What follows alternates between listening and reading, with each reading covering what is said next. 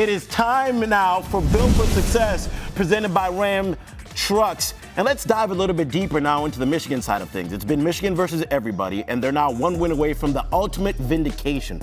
The Wolverines outlasted Alabama in the semis and are knocking at that door of an undefeated season. Now, it's worth noting that Michigan won its last meeting against Washington in 2021.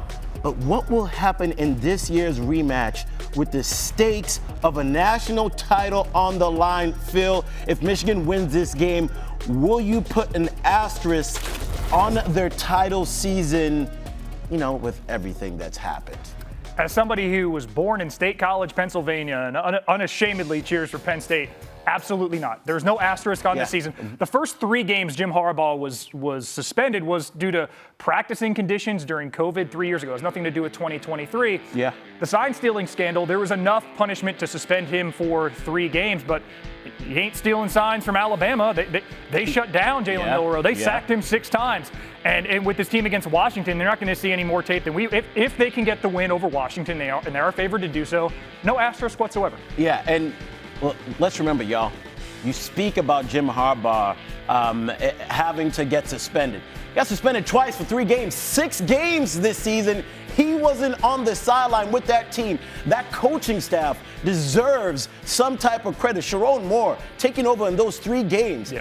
Penn State, Ohio State, the biggest games of the season for Michigan, and he was able to lead that team through. There is not an asterisk next to this team if they win the championship. As a matter of fact, it is going to be a big win and another reason for Michigan fans to say that we are the best. Now, there's speculation that Harbaugh will leave after the season. I said it at the top of the segment, where's Harbaugh? But if they do he was on the boat in the corner. If they do end up winning the title, does Harbaugh end up leaving for the NFL?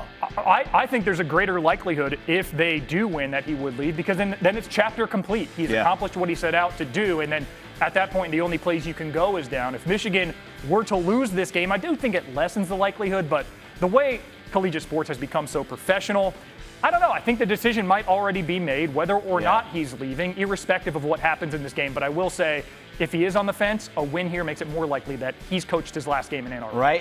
A chance to kind of just walk off in the sunset. John Elway style. I will, however, say, we interviewed Holly Rowe on the field right before the Rose Bowl game, and we asked her the same question. Is this kind of the last dance, if you would say, for Michigan? And she said, right now, the vibes within the team is that it's not. However, what we can look at is a number of different things. We know that he hired a powerful agent who has a lot of NFL ties. We know that he has flirted with the NFL in the past with some type of job interviews. We know that there's going to be about 7 to 8 head coach openings in the NFL come the offseason. At least. And we also know that they were practicing at the Chargers facility during Rose Bowl week. And, one more thing.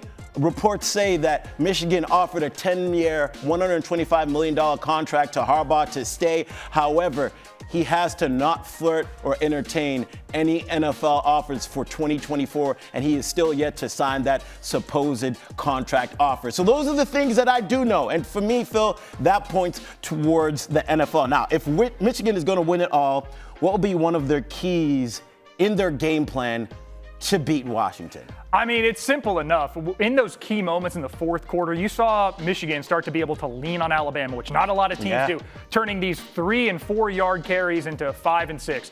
Watch the pre-snap motion, much like the Dolphins and 49ers do in the NFL. Michigan has motion at the snap at the 3rd highest rate in all of college football. Only LSU and Florida have it at a higher rate. They average 4.6 yards per carry in pre-snap motion. They're one of the best teams in college football with it. Washington, in defending pre-snap motion, just ranks 78th. So especially if Michigan can get an early lead, or even if they can't, they're able to turn 3- and 4-yard carries into 6 and 7. That wears down a team over time. That is a bad recipe for my Huskies, who I'm defending, and not well to this point. To be honest, I'm down 0-2.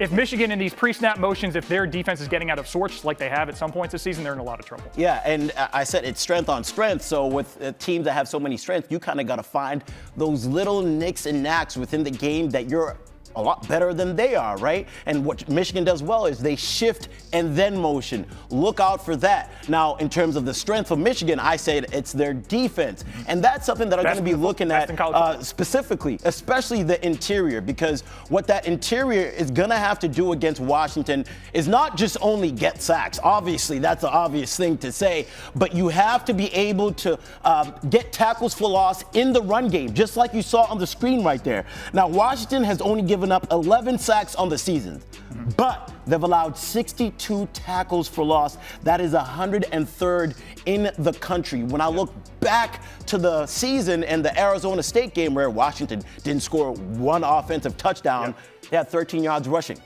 That's a tape that I'm popping in if I'm Washington. And it was Michael Penix's worst game of the year, and he was clean against Texas and had his highest profile best game of the year. You can make the argument they had an early season win where he was a little bit more dominant. But this team, they got to keep him upright. 11 sacks for the team. Penix has only been sacked 10 times. And this is a team in Washington that does like to extend the defense vertically. They like to go deep. They have more completions over 20 yards than any other team in college football. If your quarterback doesn't have time, you can't pull that off. So protecting him with some of their offensive line, which played very well against the Longhorns, doing it against the Wolverines is a little bit taller of a task. Yeah, Dylan Johnson did have an injury towards the end of that game, but Kalen DeBoer says he expects him to play.